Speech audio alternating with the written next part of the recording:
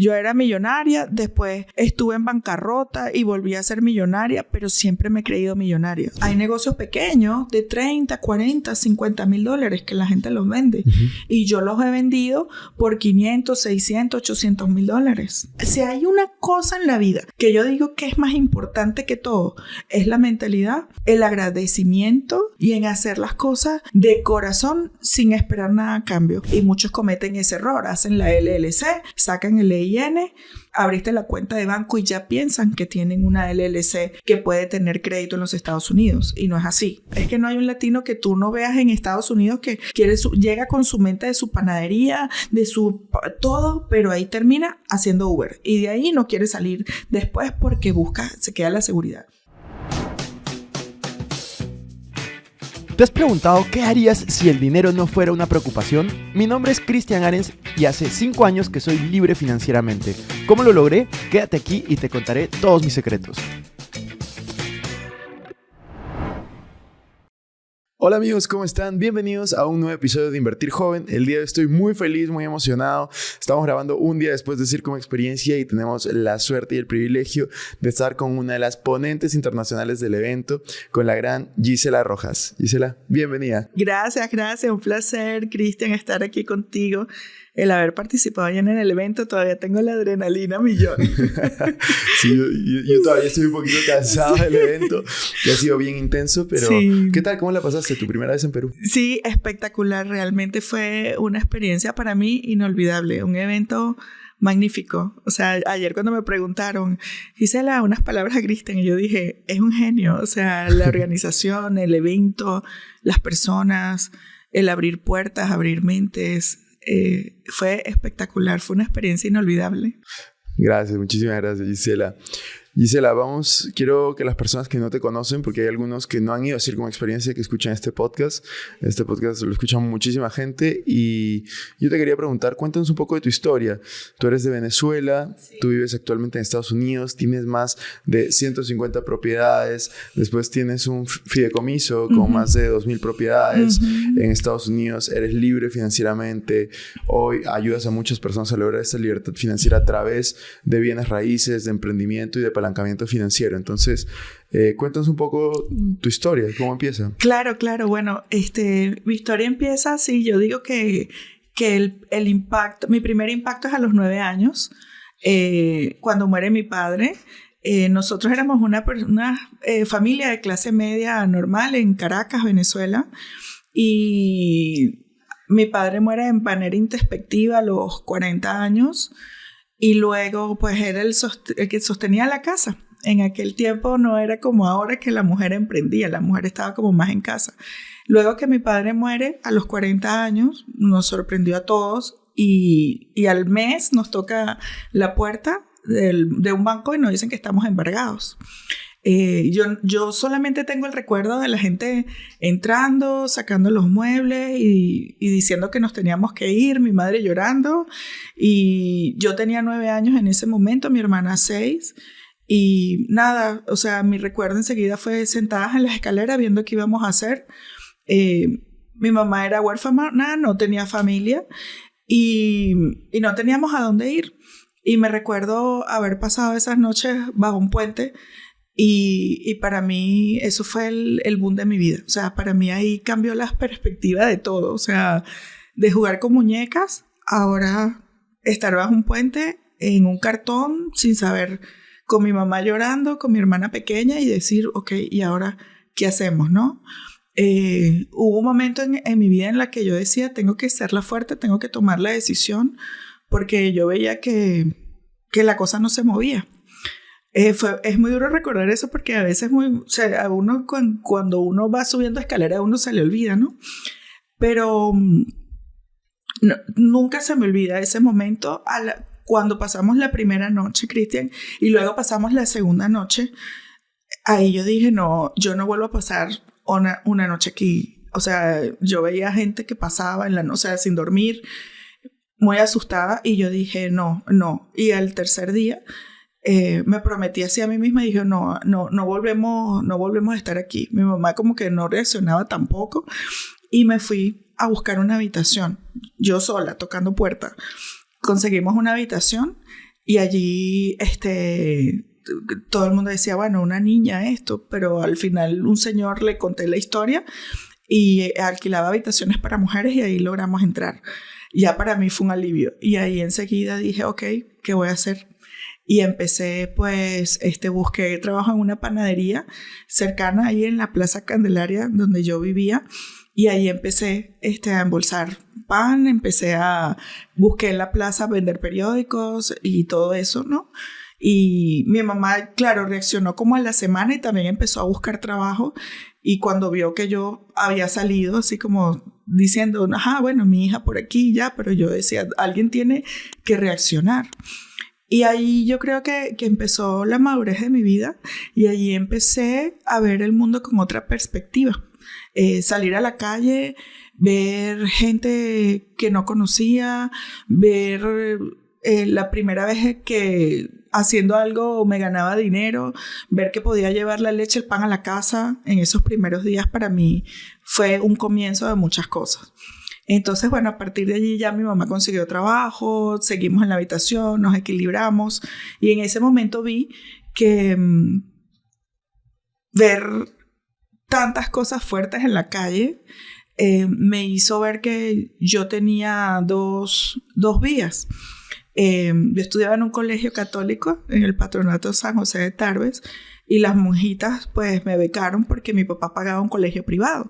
Ya tenía que salir porque ya no podíamos pagar el colegio y las monjitas por mi buena conducta eso me dijeron, no, tú no vas a ningún lado, tú te quedas aquí. Y para mí eso también fue muy valioso, el hecho de que las monjitas me acogieran también como alumna y pues tener que estudiar allí y en la tarde trabajar desde muy temprano me dio mucha fortaleza y una mente sí, yo diría de emprender por primera vez.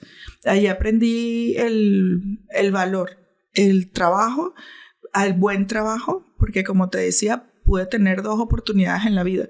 Irme como muchos que estaban como yo, que se fueron a drogas, a cosas feas que ves en la calle, o a estudiar, porque yo veía que estudiaba, me recompensaba de que me daban más estudios, mejores condiciones, y yo dije, no, yo me voy por aquí, porque por aquí va a ser la vía. Entonces no tengo dinero, pero tengo que pagar estudiando. Entonces para mí mi pago fue el estudio, el leer, el ayudar a vestir a la Virgen en la iglesia, así pagaba el hecho de que las monjitas me educaran. Y así, bueno, fui creciendo bajo ese mismo criterio. Luego salí de allí y después, bueno, busqué beca en la universidad. Ahí también estudié becada, me gradué con honores de economista, luego saqué contaduría pública, seguí estudiando. Y allí me dieron una beca para estudiar en la Universidad de Harvard. Me fui a Harvard, la primera de la familia, fue muy duro. A veces nadie sabe esto, pero cuando eres la primera en la familia que decide emprender, es muy duro, porque me tocó mucho con mi propia mamá.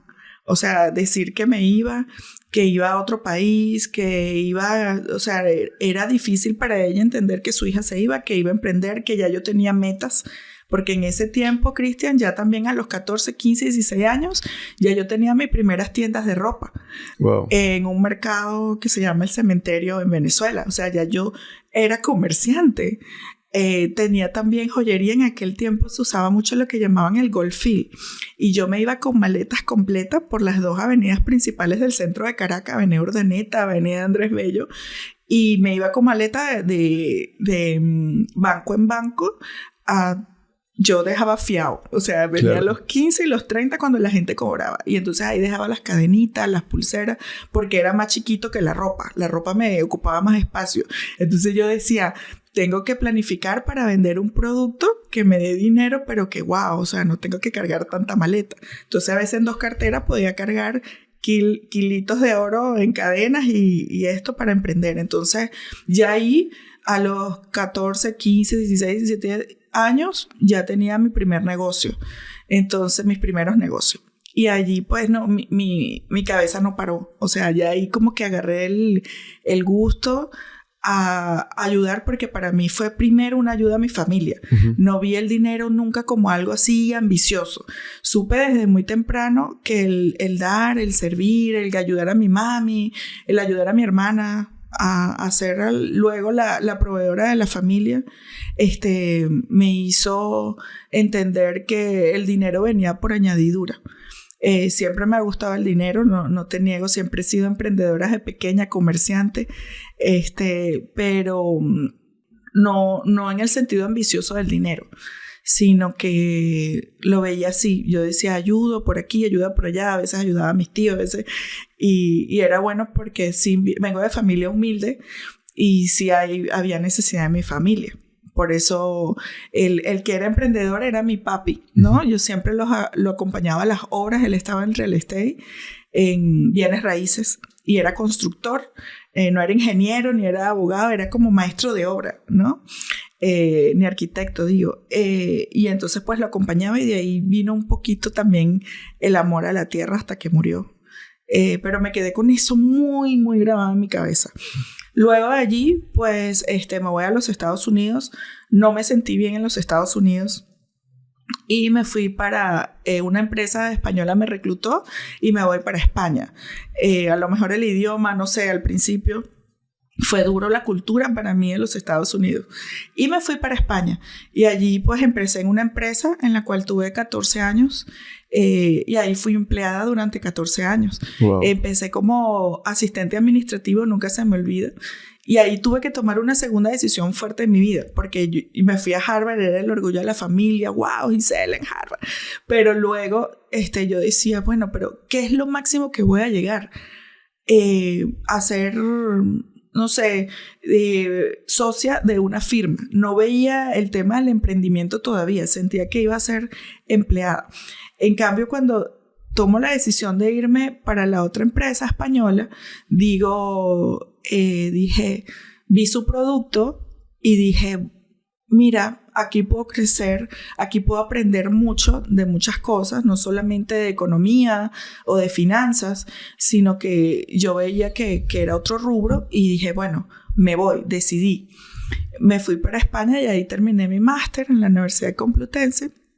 Y ahí pues hice 13, 14 años siendo comercial de la empresa. Empecé como asistente administrativo, después fui gerente de finanzas, después fui directora de finanzas donde manejaba todas las sucursales de la empresa, y luego llegué a ser vicepresidenta comercial. O sea, pasé de finanzas a comercial porque siempre he tenido la vena de vendedora. Y allí pues viajé por toda Latinoamérica porque la empresa no tenía sedes en Latinoamérica. Entonces, viajé por toda Latinoamérica siendo representante y vendiendo su producto. Y luego de allí, me cansé de esa vida ejecutiva, de avión en avión, de ser empleada, ¿no? Y yo dije, ya es hora de empezar. Regreso a Venezuela, y en Venezuela, pues, empiezo en el ramo de la construcción.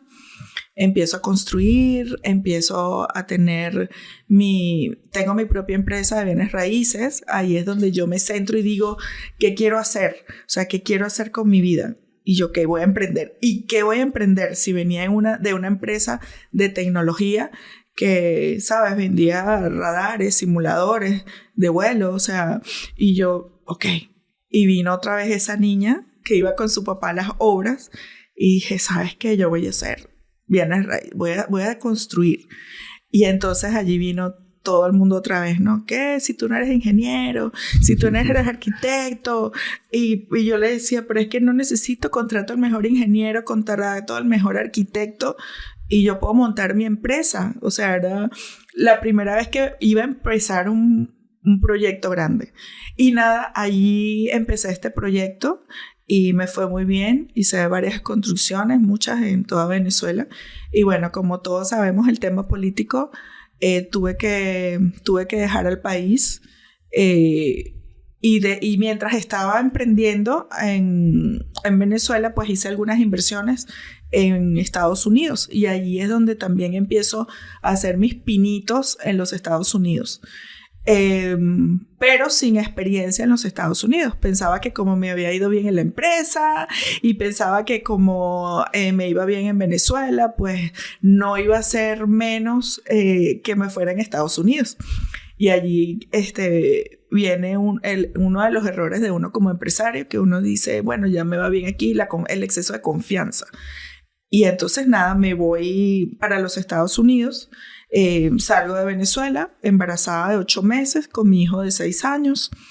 Y llego a Estados Unidos pensando que tenía mis propiedades. Cuando llego a los Estados Unidos, pues me doy cuenta que he sido estafada, porque la persona a la que yo le pagaba anualmente los property tax para que me los pagara, tampoco es que eran muchas propiedades, o sea, eran 3. Pero para mí era como mi ahorro, mira, vamos a invertir en los Estados Unidos, como a veces todo el mundo piensa. Y yo dije, bueno, vamos a comprar 3 casas allá que den renta y eso. Y entonces no le tomé mucha atención porque estaba muy concentrada en mi trabajo en Venezuela y producía dinero en Venezuela. Y yo decía, bueno, eso es como peanuts, o sea, eso es ahí y me la están administrando. Y yo veía en el banco y venía dinerito y yo ahí no puse atención. Y llego a los Estados Unidos. Cuando llegué a los Estados Unidos, pues me encuentro la sorpresa que llamo a la persona que administraba las propiedades. No aparecía, pasaron 2-3 días y no aparecía. Y yo, bueno, me voy a una de las propiedades, aunque yo sabía que estaban alquiladas, pero no estaban alquiladas. Cuando llegué veo carteles así de corte, que están en corte, que se fueron a corte, otro estaba vacío ahí, horrible. Y yo, wow, ¿qué pasó? No tenía mucho tiempo porque yo me fui con 8 meses y medio de embarazo a los Estados Unidos. Y yo dije, bueno, después arreglo este paquete, por ahorita me voy a concentrar en dar a luz. Y ahí en ese momento tenía un dinero y yo decía, bueno, no me puedo meter en un hotel, no puedo alquilar algo porque era primer mes, depósito, segundo mes. Y yo decía, no, yo no sé qué es lo que va a pasar porque lo que tenía ya no existe. Entonces agarré y lo que tenía era mi van, una vancita roja, y dije, nada, me voy a quedar aquí a pensar qué es lo que voy a hacer. No tenía a nadie en Estados Unidos, pero como yo pensé que tenía casa, pues yo decía, bueno, voy para allá y empiezo. Cuando llegué, nada, se me da la fuerte situación en el que digo, bueno, voy a dormir en mi carro, unos días mientras pienso y evalúo qué es lo que voy a hacer. En esos días le dije a mi hijo, vamos a acampar, y compraba cosas y compré sábanas y ponía así como cosas en la ventana y nada, fue un momento duro, o sea, fue un momento duro. Y ahí ya agarré y bañándome en el gimnasio me paré, yo estaba así como frente al gimnasio. Y la señora que limpiaba, pues al segundo día ve mi situación. Y yo le cuento un poco mal, ¿no? Y me dice, mira, mi hermana tiene una habitación en Orlando. Seguro allá te podemos ayudar. Mientras tú das a luz y vemos qué pasa. Y yo digo, bueno, ok, porque Miami era muy caro. O sea, ver un alquiler en Miami era insostenible. Toda la gente, o sea, pedía mucho dinero. Y yo decía, lo poco que tengo no lo puedo gastar aquí, tengo que dar a luz, era mi prioridad. Me voy a Orlando, ya más o menos me dijo que como 1 o 2 meses podía estar sin pagar y de que después lo pagaba. Y yo ahí dije, bueno, en 1 o 2 meses yo resuelvo como sea, doy a luz. Me quedaban como 2 o 3 semanas, también fui a varios médicos y ninguno me atendía porque ya en un estado avanzado ningún médico en Miami se quería hacer responsable. Y entonces agarré el carro y me fui para Orlando. Y allí llegué. Pues me quedé allí un ratito, di a luz. Antes de dar a luz, nunca se me olvida, ya me había inscrito empecé a ver cómo era el negocio de las casas. En una de esas me dijeron, no, tú no puedes vender casa en Estados Unidos si no tienes una licencia, te puedes meter en problemas. Y yo dije, ok, ¿dónde es la licencia? ¿Dónde se saca? ¿Cómo se hace? Y enseguida pues fui al sitio, me inscribí, di a luz y dando a luz el segundo día, Cris, ya yo estaba con mi niña en brazos, o sea, estudiando la licencia, viendo lo que tenía que hacer y eso fue muy rápido. Pero a la par de eso, pues empecé a hacer Uber, hacer Lyft, hacer todas estas cosas que uno hacía para el diario, o sea, para mantener la comida diaria, para comprar los pañales, para todo eso. Y allí empecé una red porque yo hice mi plan. O sea, yo creo que una de las cosas que yo he tenido desde pequeña es que he sido una buena estratega. O sea, y yo decía, ok, yo no puedo hacer Uber y Lyft y no puedo hacer tortas y quesillo y vendía virgencitas que me había traído de Venezuela sin un plan. O sea, no lo voy a dejar a la deriva. Y ahí empezó mi plan. Cada persona que yo hacía Uber, o sea, dejaba mi contacto, dejaba mi teléfono. Cada persona que yo hacía galletitas gratis y me iba para todos los consultorios, para todos los automercados y dejaba gratis una tarjetica y mi torta aparte. Entonces empecé a hacer esa relación desde que empecé. Ya yo estaba clara para lo que iba, Cristian, y yo decía, ok, la licencia se me tardaba un mes en sacarlo. Y otro mes mientras presentaba el examen de estado. Pero en esos 2-3 meses, tú no sabes las relaciones que hice. Yo me iba para todos los consultorios médicos, todas las oficinas de título, todo lo que había comercial por ahí, yo me metí e hice esas relaciones. ¿Qué pasó? Yo sabía que yo estaba estudiando real estate y yo iba preguntándole a la gente, ¿ya tú tienes casa? No, esto. ¿Y tú tienes casa? No, esto. Sin yo decir todavía que tenía la licencia. Claro, cuando ya tengo mi papel en la mano, Cristian, ya yo tenía una red, ya yo tenía relaciones que hacía todos los días. O sea, yo iba con mi hija en mi cangurito, porque yo nunca la he dejado con nadie. Tú ves que yo estoy aquí con mi hija. Y mi hijo, como estaba en el colegio, era más grandecito, sí, estaba desde las 8 hasta las 4. Ese tiempo era suficiente para mí, que yo estaba con Alessia en mi cangurito y tocar puertas, repartir, hacer galletas, cosas, relaciones. Y ahí salí. Cuando ya tengo la licencia, Cristian, o sea, a los 3 meses, uno cuando es realtor en los Estados Unidos tienes que guindar la licencia con un broker. Yo la guindé con Keller Williams, que era el broker más grande, porque yo decía, tengo que ir con el mejor, o sea, tengo que prepararme con el mejor. Y cuando fui, ya yo había hecho hasta un equipo y todo de ventas, o sea, ya yo tenía todo cuadrado. De personas que querían estudiar real estate y de las personas que estudiaron conmigo en ese salón, ya las había también reclutado para decirle que íbamos a hacer un team y que íbamos un equipo. O sea, nunca perdí tiempo, porque a veces la gente dice, ¿cómo hiciste tan rápido? No, o sea, eran estrategias de ventas, eran estrategias inclusive de marketing, era estrategia que yo sabía cómo tenía que hacer, aunque no conocía las herramientas de los Estados Unidos. Pero esa base para mí fue muy importante, porque ¿qué pasó? Cuando yo tuve mi primera licencia, cuando yo empecé a todas esas personas que no tengo casa, es que no tengo dinero, es que tenía el crédito malo, es que no sé qué, fue para mí un público que nadie había agarrado, que todos los realtors eran, si no estás fácil, no tienes casa. Nadie tenía la posibilidad de hacer el trabajo para que esas personas pudieran calificar para tener su casa. Entonces, ¿qué pasó? Que yo ese trabajito de hormiguita, ya a los 3 meses, Cristian, ya yo había vendido 4 casas. Wow. O sea, a los 3 meses. Y cada comisión era dinero. ¿Y qué pasó? Que a los 5 o 6 meses era top producer de Keller Williams. Nadie lo podía creer. Ya había vendido el primer año casi 60 propiedades. El primer año. Y la team leader del sitio decía, wow, o sea, ¿cómo hiciste? Todo el mundo ve eso, ¿no? Ay, wow, esta mujer es top producer, pero no vio que pasé 4 o 5 meses haciendo un trabajo de hormiguita. Y claro, ¿qué pasó? Que con ese dinero empecé comisiones, pero yo seguía viviendo igual. Yo no me compraba unos zapatos, yo no hacía nada. Mis hijos, lo necesario, que mis hijos estuvieran bien. Y yo ahí agarrando comisiones, y empecé a agarrar las comisiones y empecé a invertir. Y ahí vinieron mis primeros golpes, porque era muy buena en las ventas, hacía mis comisiones, y cuando ya quise emprender de nuevo, Cristian, otra vez, o sea, por no saber.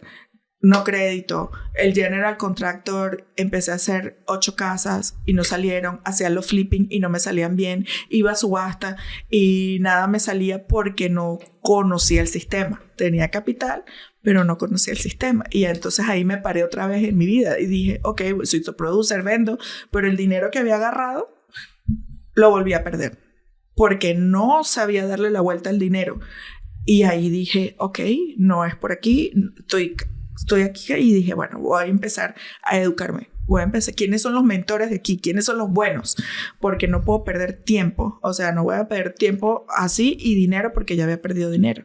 Y entonces, pues ahí empiezo a educarme. Ahí empiezo con mentores de los Estados Unidos. Uh-huh. Porque el mercado latino no me fue muy bien esa ayuda, esa persona que tú buscas al lado.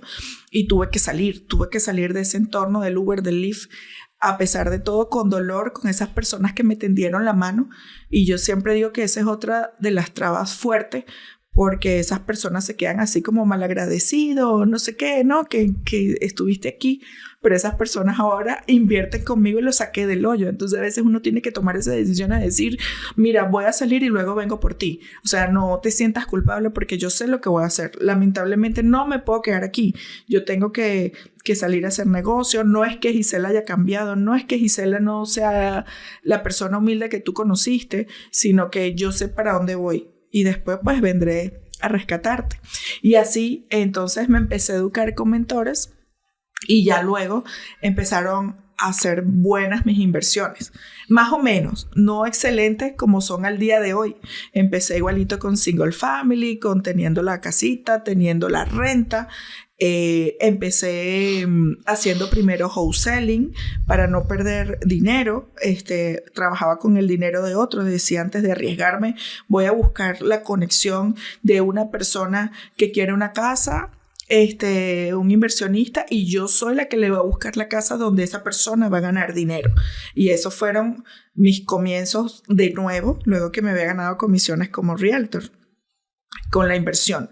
Entonces decía, ok, te conecto a ti, tú tienes una necesidad, yo tengo el tiempo de buscar una casa, yo te conecto, me gano un dinero de por medio y tú te quedas con la mejor inversión.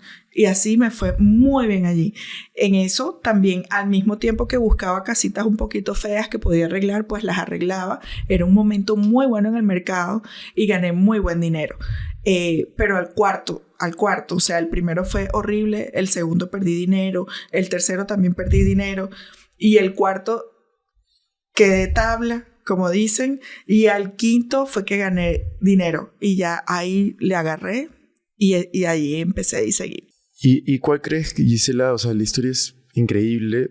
¿Cuál crees que es la mejor forma de un latino viviendo en Latinoamérica para invertir en inmuebles en Estados Unidos?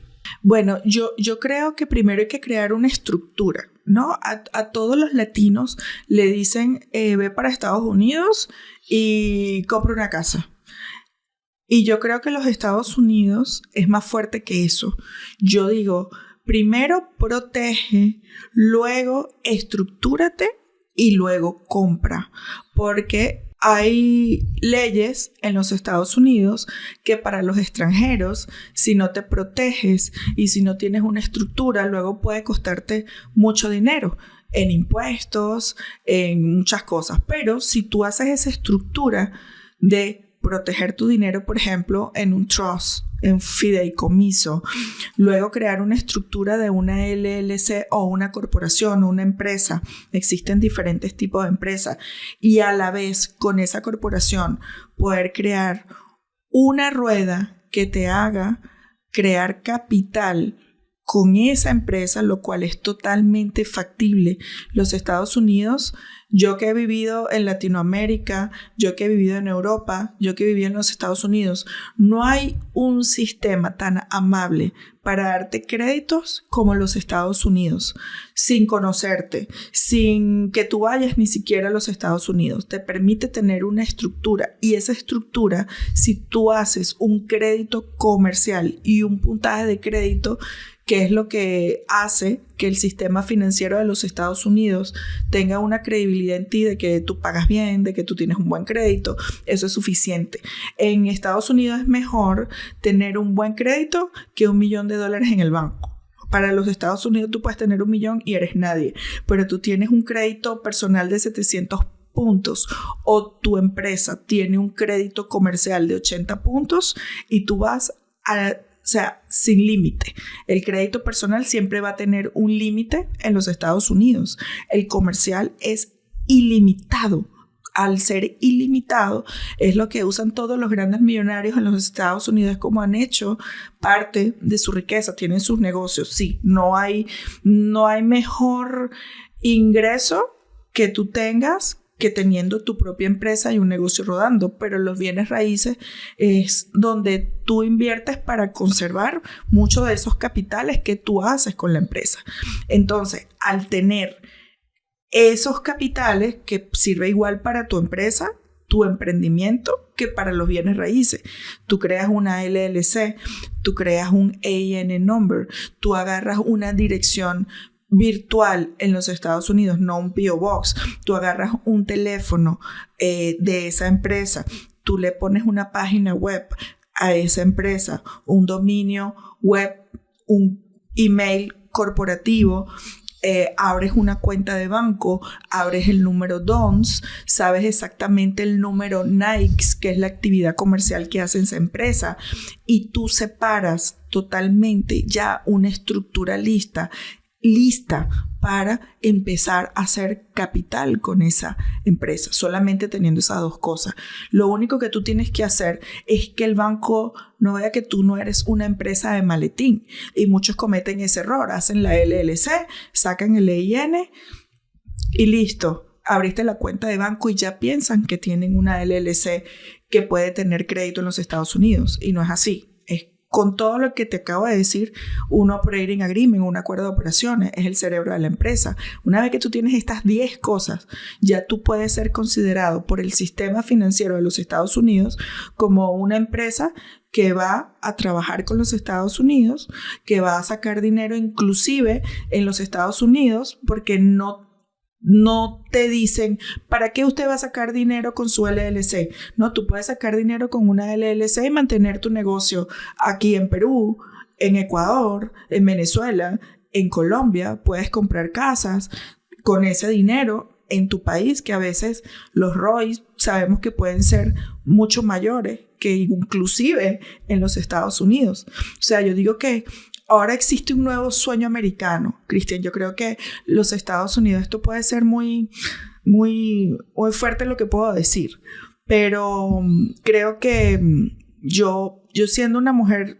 que he vivido en muchas partes, claro, ahorita estoy en Estados Unidos por mis hijos y todo, pero yo creo que hay maneras muy inteligentes en Latinoamérica de crecer más rápido un negocio, de tener más dinero de una manera, sí, más expedita que en los Estados Unidos, pero aprovechándose y apalancándose de un sistema financiero en los Estados Unidos que te da crédito.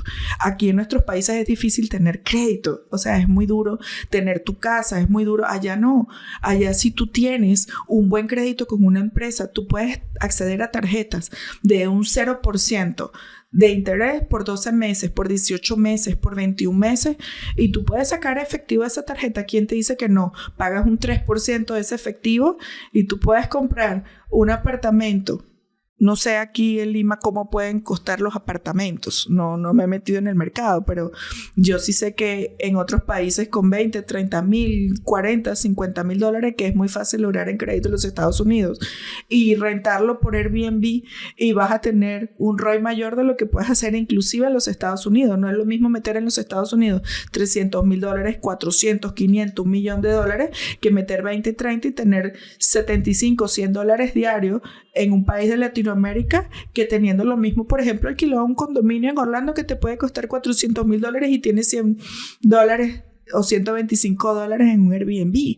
Entonces yo creo que aquí, si tú estructuras inteligentemente una empresa desde Latinoamérica en Estados Unidos, puedes tener mucho beneficio. Claro, todo esto también lleva obligaciones fiscales, tu buena contabilidad, tu contabilidad, hacer los papeles anuales que te pide tener una empresa en los Estados Unidos, pero no es nada costoso en comparación con la ganancia que tú puedes tener. Eso te quería preguntar, ¿cuánto puede costar todo esto que estás mencionando? O sea, ¿cuánto debería tener ahorrado una persona para cumplir estos 10 pasos que tú me mencionaste? Mira, te lo voy a poner así para que la gente lo vea explícito y que saquen la cuenta de ellos. Cristian, mira, hacer una empresa en Florida, en una aplicación como Bici o Taylor Brands, puede costarte $135. Uh-huh. Hacer un EIN en el IRS es gratis. Ve guardando ahí los 135 en la cabeza. Luego hacer un operating agreement te puede costar gratis si te metes en plataformas como rocketlawyer.com, por ejemplo. Tú puedes sacar de allí un formulario y hacer tu operating agreement de la empresa. El artículo de incorporación te viene cuando tú sacas tu LLC, por ejemplo, en el Zombies. Luego de eso, tu página web, que tú sabes que hay plataformas como Fiverr por allí que desde $100 haces una web, no necesitas algo grande. Luego el dominio lo tienes en la página web, luego tienes tu email corporativo. El DONS es gratis, solamente tienes que meterte en donandbradstreet.com y es gratis. El NAICS, seleccionar el código de la actividad porque hay códigos de riesgo en los Estados Unidos. Por ejemplo, el código de la construcción, el código de transporte. Entonces tienes que ver bien cuál es el tema que le vas a poner, el objeto que le vas a poner a tu empresa, y luego abrir una cuenta de banco, que hay plataformas como Found Bank o Mercury Bank que con $100, $50 puedes abrir tu cuenta desde afuera. ¿Cuánto sacaste tú la cuenta ahí? Saca la cuenta, 135, falta la dirección virtual. Pueden costarte entre 20, 30 o $40 mensuales. Tenemos 135 más 30, 40, más la página web 100. O sea, con menos de $350. Wow. Haciéndolo tú mismo, que lo puedes hacer tú mismo. Si contratas un contador o un abogado, la cosa cambia. Pero Cristian, mira, yo te voy a echar una historia porque esta historia es muy bonita y yo la tengo verificada ahí en mi cuenta. Yo fui a Venezuela hace 3 años y di esta charla. La oportunidad es para las personas que la aprovechan, no para las personas que se quedan pensando si puede o no puede hacerse. Entonces esta chica la conocí en la playa, tenía un chiringuito de esos así, que hacía el pescado frito en la sartén con los tostones y me la llevaba para donde yo estaba sentada. Y empezamos siempre me gusta hablar con la gente, me gusta, ¿qué hace? ¿Qué no hace? Y te cuento, yo tenía una charla y la invité. Le dije, mira, voy a tener una charla, ve para allá. Porque le vi muchas ganas de emprender a la chica. Fue para la charla. Se quedó impresionada. Cosas que ella no sabía ni en la idea de que ella podía tener eso. Me dice, pero yo puedo tener una tarjeta de crédito en los Estados Unidos. Ella me dijo, de $2,000. Y yo, sí, mi amor, de $2,000, Isela. Yo, sí, mi amor, de $2,000. Haciendo eso, sí. Yo no tengo visa. No hace falta que tengas visa. No tenía pasaporte. Sácate el pasaporte nomás. Ella fue, hizo su cola, sacó su pasaporte. Y listo, yo nada más necesito un pasaporte. Bueno, agarró, yo la ayudé, pero si ella lo hubiese querido hacer, ella lo intentó, pero yo cuando vi que la chica quería, la ayudamos en la empresa, pero al final, ¿qué pasó, Cristian, con esa chica? Bueno, esa chica tiene hoy 3 restaurantes en La Guaira, se compró su departamento, que le costó $12,000, pues en Venezuela, vivía así en un ranchito, decimos allá, muy humilde, porque yo fui un diciembre a su casa y esta niña empezó su primera tarjeta, sí es verdad, no se la dieron ni de 10,000 ni de 5,000, fueron de 2,500, pero 2,500 en Venezuela ya le dio para alquilar un local de $300, $400 con depósito y todo. Ya se mudó de la playa a su chiringuito y esos 2,500 después tuvimos una segunda de 5,000. Eso fue hace 3 años. Ahorita ella tiene créditos de $100 y $200,000. Wow. No es un trabajo fácil, ¿verdad? Porque no vamos a decir aquí que, ay, de un día para otro. No, esto es un trabajo de 5 o 6 meses, construyendo historial, haciendo un puntaje, que ese puntaje esté allí, que tú lo veas. El puntaje de una empresa se vale en los Estados Unidos, va de 0 a 100. Tú tienes que llegar a un puntaje de 80. Trabajas a través de pequeñas líneas de crédito que te dan fiado por 30 días y tú las vas pagando. Y allí, pues, ella hizo su trabajo.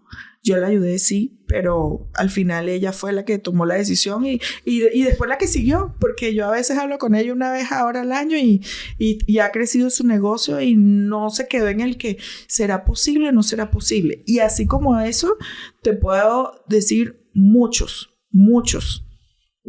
ahorita, por ejemplo, con este tema migratorio que está pasando en los Estados Unidos, se están regresando a sus países, se están regresando a Venezuela, se están regresando a Colombia, todo lo que había, esta gente que había pasado.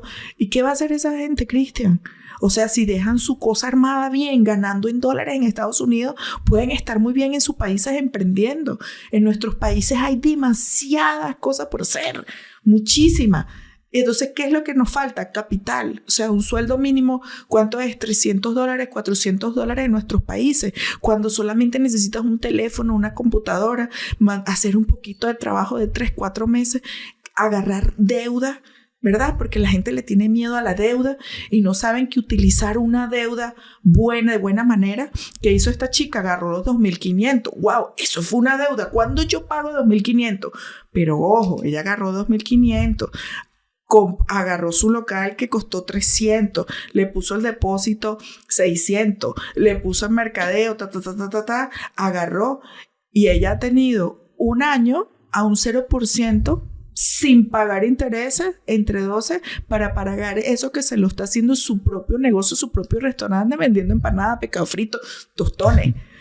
Ha pagado la deuda y ahora el banco, ahora no le dio 2.500, le dio 5.000, le quedó dinero y sigue reinvirtiendo. Esa rueda es lo difícil a veces de entender y que nuestra gente conozca. Totalmente, yo creo que la deuda es buena si es que la sabes usar. Sí. Y yo promuevo mucho también la deuda.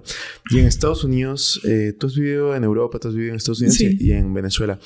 Cuéntame qué diferencia ves en la mentalidad de la gente en cada uno de los diferentes lugares o la experiencia que tú has tenido, ¿no? Sí, bueno, yo una de las mayores cosas que veo por ejemplo, de Latinoamérica es el hecho de que buscan la gratificación inmediata. O sea, quieren la plata rápido, quieren hacer un negocio y mañana ser millonarios. O sea, no saben que es un proceso, no tiene que ser toda la vida. Pero yo sí creo que en Latinoamérica puede ser más rápido el proceso si tienes dinero. Entonces yo digo, si tú aprovechas lo mejor de los dos mundos, puedes hacerlo más rápido, pero es más fácil emprender en nuestros países. Pero lo que nos impide emprender, porque somos guerreros, o sea, es que no hay un latino que tú no veas en Estados Unidos que llega con su mente de su panadería, de su todo, pero ahí termina haciendo Uber y de ahí no quiere salir después porque se queda la seguridad. El europeo, el latino, mucha gratificación inmediata, ¿verdad? El europeo lo veo como conforme. Yo no quiero hacer más, yo me conformo con ser un funcionario público, eso de emprendedor, o sea, los veo muy conformistas. Y el norteamericano depende de con cuál te cruces. Yo creo que allá hay de todo. El latino por lo general le da mucho miedo a emprender, luego que en nuestros países eran supermanes, o sea, podían ir a un mercado, poner papas en el carro y eran de los que abrían y vendían las papas. Ese miedo, por supuesto, no lo puedes hacer en Estados Unidos porque tienes que tener reglas, leyes, te limitas más y la gente dice, ay, no, me quedo. Pero la sangre de guerrero está ahí, pero no me atrevo, pero tampoco me gusta educarme y pasar el trabajo que tengo que hacer para salir del hueco donde estoy. Entonces yo creo que esas serían como las 3 diferencias. Me encanta. Y respecto a tu mentalidad, cuéntame un poco, ¿cómo es que has sido tan resiliente? Y tú lo mencionabas, ¿no? Hay muchos latinos que van a Estados Unidos, hacen Uber y se quedan en Uber. Tú empezaste de abajo haciendo Uber, Lyft y terminaste ahí con un imperio inmobiliario. Así que, sí. ¿Cuál fue la diferencia? ¿Por qué tú sí y a las otras personas quizás no? Mira, yo creo que mentalidad. Y aunque suene repetitivo el tema de la mentalidad, Cristian, yo creo que es fundamental. Si uno educa el cerebro y dejarnos de victimizarnos y de decir ese tema de que, ay, porque yo, pobrecita yo, que tengo 2 muchachos, estoy recién nacido y el otro, ¿qué voy a hacer? O sea, yo nunca me puse a llorar, nunca, o sea, en ninguna de las etapas de mi vida que te he dicho me he victimizado. O sea, no sé por qué viene esa mentalidad. Siempre he dicho, ¿qué voy a hacer para salir de aquí?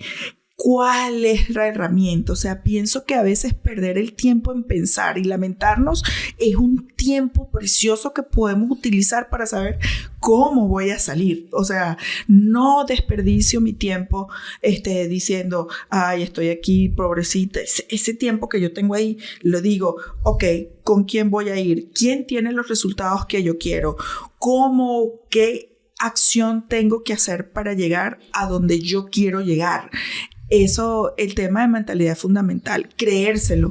Yo era millonaria, después estuve en bancarrota y volví a ser millonaria, pero siempre me he creído millonaria. O sea, no me da miedo ya fracasar porque tengo lo más importante, que es el conocimiento. Si yo tengo que ir otra vez abajo, Cristian, yo sé que yo me paro así, tengo el conocimiento y tengo la mente, o sea, la mente de decir, no me da miedo decir, soy millonaria, yo sin antes serlo, ya yo me lo creo, lo tienes que creer, o sea, en el momento que tú lo crees, tú lo creas, o sea, en el momento que tú dices, yo lo soy, no importa, el cerebro te lleva ahí, no hay cosa en la vida que yo no haya logrado.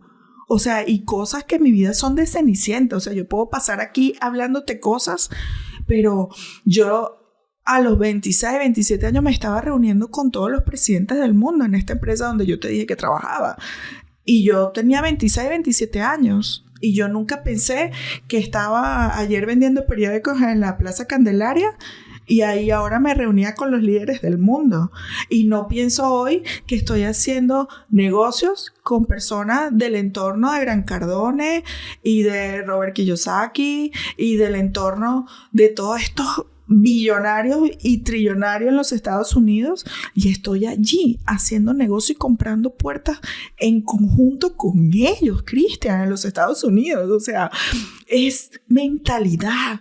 Si hay una cosa en la vida que yo digo que es más importante que todo, es la mentalidad, el agradecimiento y en hacer las cosas de corazón sin esperar nada a cambio. Aunque tengas muy claro los límites de para qué son los negocios y que los números tú tienes que verlos y que sí, no puedes jugar a perder y que tú tienes que ser cuidadoso en cualquier negocio que vayas a hacer, pero arriba de eso tiene que haber el propósito por el cual tú lo vayas a hacer.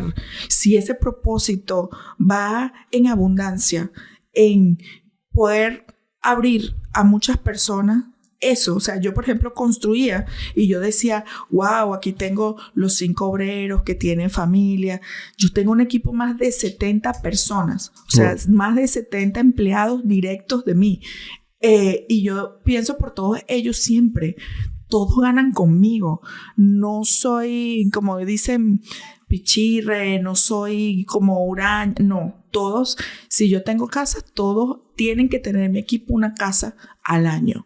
Tú eres realtor conmigo, lo guardas y al año, en diciembre, enero, estamos preparándonos para tomar casa. Entonces, ese sentido de que todos ganemos, igual, ese sentido de ser, ¿cómo se llama eso? Esa apertura, ese agradecimiento, ese generoso. Uno siempre tiene que ser generoso, Cristian. O sea, eso es fundamental. Eso a mí en la vida me ha abierto las puertas. Cuando hubo el COVID, yo sin saber qué iba a pasar, estaba como en pleno de mi carrera otra vez, levantándome lo más duro que podía. 18 personas que estaban conmigo en contrato perdieron sus empleos en Disney y Universal, que son industrias muy grandes de parques en los Estados Unidos. Y yo tuve una decisión muy fuerte que tomar con 18 familias de decir, la llevo hasta el final y yo no cobro 0 comisión, 0. Y ya estábamos como un poquito más de la mitad porque ya no tenían trabajo, pero estábamos a punto de cerrar. Y esta persona me decía, Gisela, es que yo lo que tengo es no sabemos qué va a pasar. Estábamos todos encerrados. Y yo me senté sin saber igual qué iba a pasar con mi familia. Yo dije, ¿sabes qué? Yo voy a ir para adelante de todas estas familias y yo no voy a no cobré nada. 18 familias. Y yo, me costó, pero yo dije, ay, no importa. La vida lo retribuye. Sin pensarlo. O sea, no voy a dejar a esta gente con sus hijitos, con su casa, con su inversión aquí tirado. Le di adelante. Y hoy en día cada una de esas familias, no hay ninguna de las 18 que hoy no tenga menos de 4 puertas. Ninguna. Wow. Y me vinieron sus tíos, sus hermanos, sus primos, ojo, sin pensarlo. Y me vino una cadena de supermercado de la más grande de los Estados Unidos que todos me compran propiedades comerciales y residenciales. Y así creció mi imperio. Entonces, bueno, mi pequeño humilde imperio, o sea, entonces tú dices, esa parte en ti tiene que estar. Si no está esa parte de compartir con otros, esa riqueza que tú quieres lograr, yo creo que no está completo. O sea, no es completo. Qué genial todo lo que me comentas, Gisela. Yo sé que en un ratito tienes un vuelo, así que tengo que ir avanzando. Te voy a hacer una pregunta final y luego las preguntas cortas, que son ya las finales. ¿Cuál es el rol de la educación en tu vida? Porque tú has hablado mucho de mentalidad. Has hablado también de Grant Cardone, Robert Kiyosaki, personas que se dedican bastante a la educación. Cuéntanos acerca del rol de la educación en tu vida, no solo la tradicional, sí, que es esa maestría en Complutense, sino sobre todo la no tradicional. O sea, el tema de lectura, podcast, hábitos de crecimiento, conferencias y demás. 100%. Yo he sido una nerd desde que yo nací. O sea, yo de pequeña, yo comía libros. O sea, todavía al día de hoy amo los libros. O sea, la educación es número uno. Es número uno en todo. Cuando yo te digo, que yo vendía periódicos, no, yo me escondía a leer el periódico primero de lo que salía. Y ahí aprendía. O sea, para mí la educación es fundamental. Es la base de todo. O sea, la educación, mentalidad y acción. O sea, yo diría que esos 3 puntos son claves para cualquier emprendedor. Y hay gente que dice, que yo no tengo cómo pagar los grandes mentores, que las mentorías son caras. Agarra un libro. Un libro no cuesta nada. Agarra videos de YouTube. Yo empecé así. Agarra podcast, digiérelos, consúmelo. O sea, hay una información de demasiado valor que cuando tú la aprovechas bien y sabes de quién viene, porque eso también es importante, Cristian, o sea, ahí no hay que escatimar. No hay que escatimar en la educación. Y a medida que tú te educas, vas al primer escalón. Tú intentas, ves que te salió bien, tienes la seguridad, vences miedos. Con la educación, vences de las cosas más potentes que a ti te frenan para ir adelante.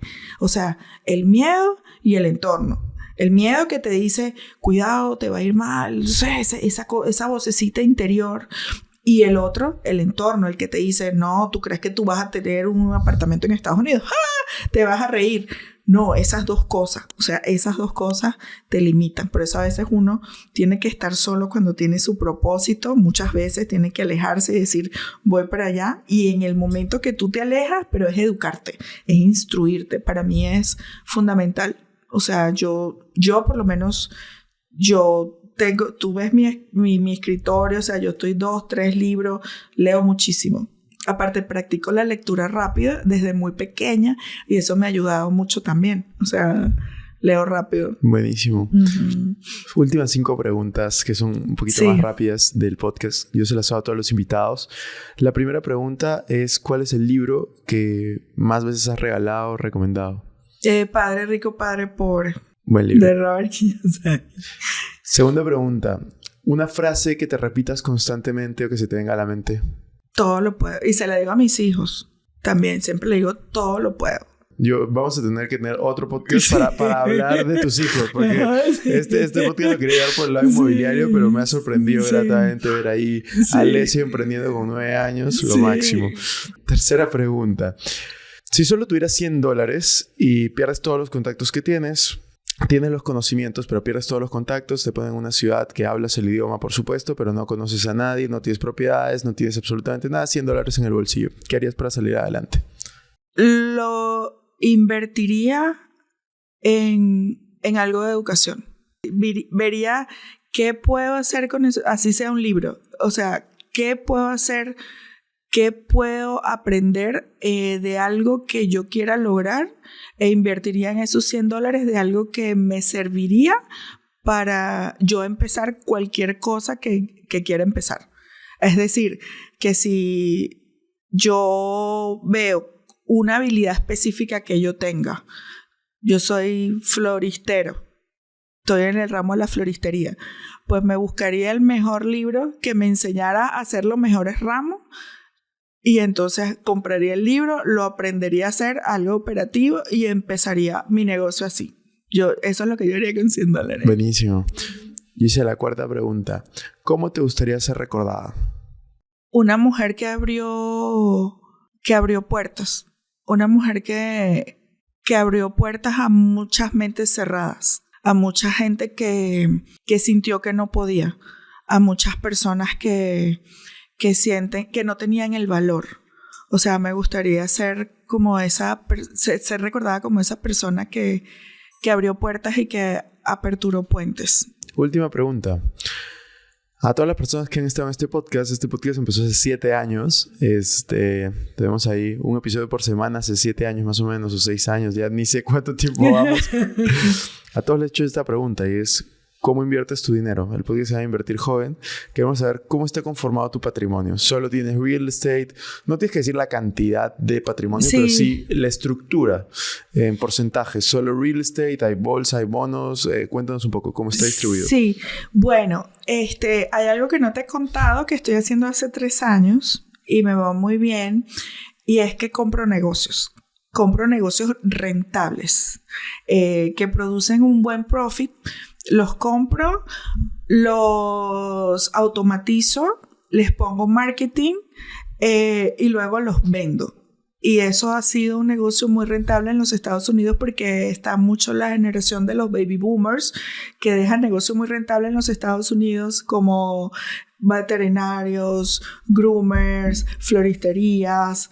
Y pues como ya son mayores, no dan dinero, pero yo sé que con la visión que tengo, pues, entonces tengo un portafolio, puedo decir que un 40% de negocios que compro y vendo y que sostengo, diría que un 60%, 70% de real estate y el resto en acciones, bonos, inversiones en bolsa, y eso. Y en tus inversiones de real estate, que son, me imagino, estas más de 150 propiedades que tienes. Sí. ¿Qué clase de propiedades son? Porque sí me interesa saber, ¿inviertes en locales comerciales, en multifamilies, en departamentos solos? Para entender un poco el tipo de inversión inmobiliaria que es tu especialidad ahora. Mira, yo he hecho todas las inversiones inmobiliarias. Uh-huh. Y llegó un momento en que entendí que el multifamily, en los Estados Unidos, un multifamily es un multifamily residencial. Hay un multifamily comercial. El multifamily comercial es el que tiene de 5 puertas en adelante. Y el residencial es de 4 puertas hacia abajo. 1, 2... duplex, triplex y fourplex. ¿Qué pasa? Que lo que tú compras un fourplex, Cristian, generalmente cuesta lo que cuesta una casa.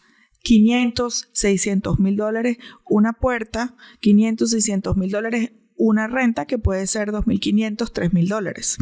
Pero existe esto que fue lo que yo descubrí, en lo que yo me metí en los últimos 4 años. Cambié todo mi portafolio de single a multifamily. Entonces esos portafolios, con lo que me compro una casa que le saco $2,500, ese me cuesta igual un fourplex, de repente $100,000 más, $600,000, que tiene 1, 2, 3, 4 apartamentos y cada uno lo puedo rentar en 10, cada uno en $2,500 y son $10,000 que me da la misma inversión de $500,000 una casa a 600 de repente un fourplex, pero hay duplex también que te puedes costar 300, 350 y son 2,500 y 2,500, 5,000 o un triplex. Entonces, cuando tú vas al valor realmente de lo que me cuesta invertir 500 para 2,500, donde puedo invertir 500 y me gano 10,000 al mes, tú me dirás. Entonces, de esos 500,000, la cuota mensual de tu hipoteca con un préstamo en los Estados Unidos te puede costar lo mismo, 2,500 y 2,500. Aquí tienes 10,000 menos, ponle 3,000 la hipoteca porque estamos hablando de $100,000 menos.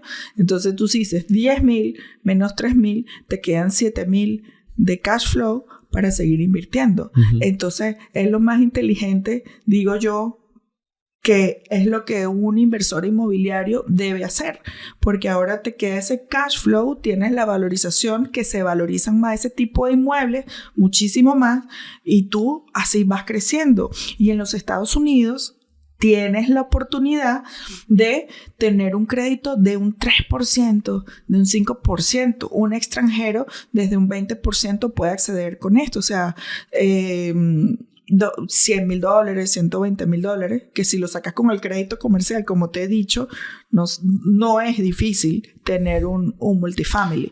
Y también tengo multifamily, que es lo que yo te digo que hago en syndication con grupos de inversores, que es donde tengo 2,400 puertas que compramos 2 condominios completos, edificios de 300, 400 condominios. ¿Y eso lo haces con apalancamiento? Sí, eso lo hacemos a veces con inversionistas, ¿verdad? Con fondos de inversión y apalancamiento.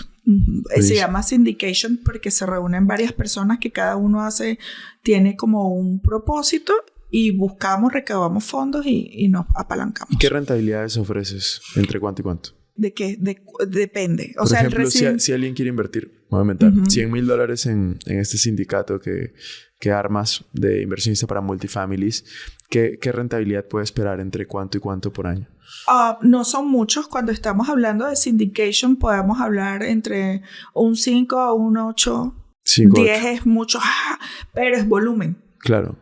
Bueno, un 8, Cristian, en los Estados Unidos.